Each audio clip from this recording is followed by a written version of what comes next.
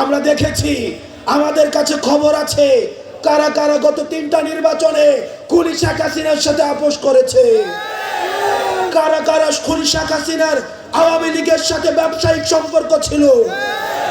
এই সীমান্তবর্তী এই জেলাটির খুব পাশেই আমাদের এই যাকে আমরা পালাতে বাধ্য করেছি সেই আপা কিন্তু আপনাদের সীমান্তের পাশেই রয়েছে। উনি সীমান্তের পাশে থেকে মাঝে মাঝে আমাদেরকে ভয় দেখান, উনি নাকি টুপ করে উনি নাকি ঢুকে পড়বে। আপনারা জানেন, এই যে সীমান্তের কাছাকাছি আপনারা যারা আছেন, টুপ করে যদি ঢুকে পড়তে হয় তাহলে আপনাদের উপর দিয়ে ওনাকে ঢাকায় প্রবেশ করতে হবে। এবং আমরা বিশ্বাস করি চুয়াডাঙ্গাবাসী জুলাই গণ অভ্যুত্থানে যে ধরনের অপ্রতিরোধ্য দেওয়াল তুলে রেখেছিল, এই ফ্যাসিবাদ পুনর্বাসনের ক্ষেত্রে, এই ফ্যাসিবাদ পুনর্বাসন ঠেকাতে সে ধরনের অপ্রতিরোধ্য আমাদের ঐক্য এই চুয়াডাঙ্গার মধ্যে সবসময় বিদ্যমান থাকবে। প্রিয় চুয়াডাঙ্গাবাসী, আপনারা দেখেছেন আমাদের বিগত যে 3টা নির্বাচন ছিল, এই 3টা নির্বাচনে কেউ ভোট দিতে পারে নাই। কেউ ভোট দিতে পারে নাই বললে ভুল হবে। ভোট যারা দিয়েছে তারা আবার 30-40টা করে দিয়েছে, আবার যারা দিতে পারে নাই তারা একটাও দিতে পারে নাই। এবং দিনের ভোট এই রাতে করার রূপকার হিসাবে, এই যে মিডনাইট ইলেকশনের রূপকার হিসাবে খুনি শেখ হাসিনা ইতিহাসে সবসময় তার নাম লিপিবদ্ধ থাকবে। আমরা দেখেছি 18 নির্বাচন, 24-এর দামি নির্বাচন, আমাদের গণতন্ত্রকে কিভাবে টুটি চেপে হত্যা করেছে এই খুনি শেখ হাসিনা। আমরা দেখছি এই তরুণ প্রজন্মের মধ্যে এক ধরনের রাজনৈতিক আকাঙ্ক্ষা তৈরি হচ্ছে। আমরা দেখেছি আমাদের প্রবীণ যে নেতৃত্ব রয়েছে, এই প্রবীণ নেতৃত্ব আমাদের তরুণ প্রজন্মের ভাষা বুঝতে তারা ব্যর্থ হয়েছে, আমাদের তরুণদের মনস্তত্ত্ব বুঝতে তারা ব্যর্থ হয়েছে, আমাদের তরুণদের কথা তারা বুঝতে ব্যর্থ হয়েছে। আমাদের তরুণদের চিন্তা এবং চেতনার সাথে, আমাদের মনস্তত্ত্বের সাথে তাদের যুজনের দূরত্ব রয়েছে। প্রবীণরা যেখানে চিন্তা করে মোবাইল চালানোই হচ্ছে ধ্বংসের কারিগর, আমরা দেখেছি এই সোশ্যাল মিডিয়ার মাধ্যমেই আমাদের এই যে গণ অভ্যুত্থানের সেটার সূতিকাগার তৈরি হয়েছিল। প্রিয় সহযোদ্ধা, আপনাদেরকে মাথায় রাখতে হবে, আমাদের তরুণ প্রজন্মের মধ্যে যে রাজনৈতিক সচেতনতা তৈরি হয়েছে, যে অকটু ভয় আমাদের মধ্যে একটা নেচার তৈরি হয়েছে, সেটা আমাদেরকে ধারণ করতে হবে, সেটা আমাদেরকে ধরে রাখতে হবে। প্রিয় সহযোদ্ধা, আপনারা দেখেছেন আমাদের প্রবীণ যে রাজনীতিবিদরা তারা ছিলেন আপোষকামী।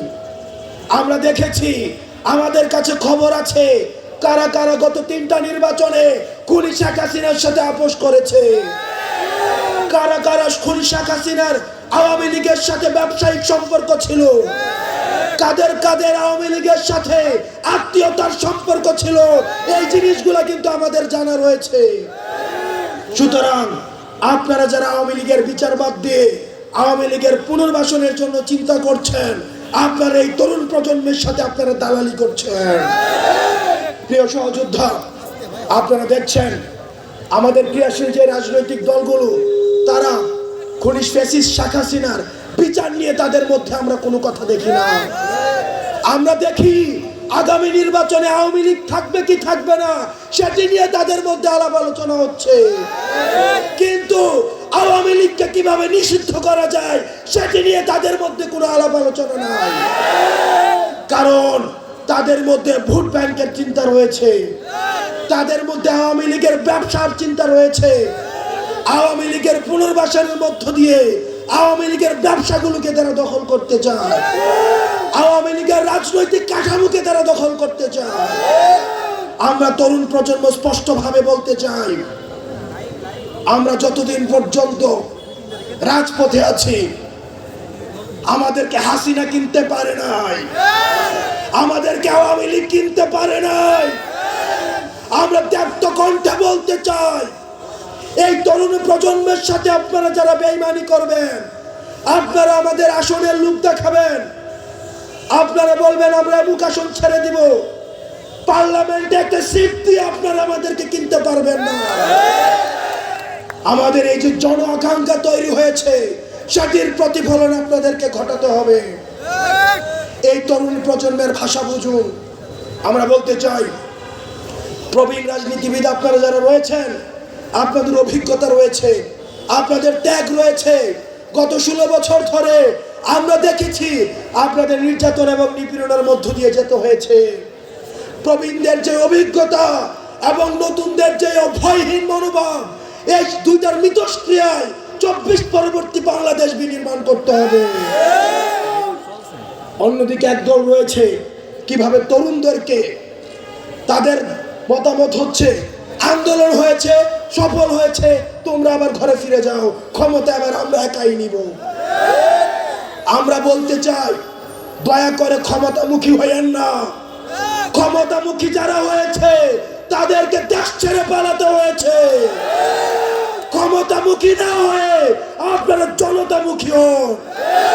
আপনারা যতক্ষণ পর্যন্ত জনতামুখী হবেন, তরুণ প্রজন্ম আপনাদেরকে সঙ্গ দিবে। প্রিয় দেশবাসী, আপনারা জানেন এই জুলাই গণ অভ্যুত্থানের পূর্বে আমরা তরুণ প্রজন্ম আমরা স্তরে স্তরে প্রতারিত হয়েছি। আমাদের মধ্যে বেকারত্ব ছিল।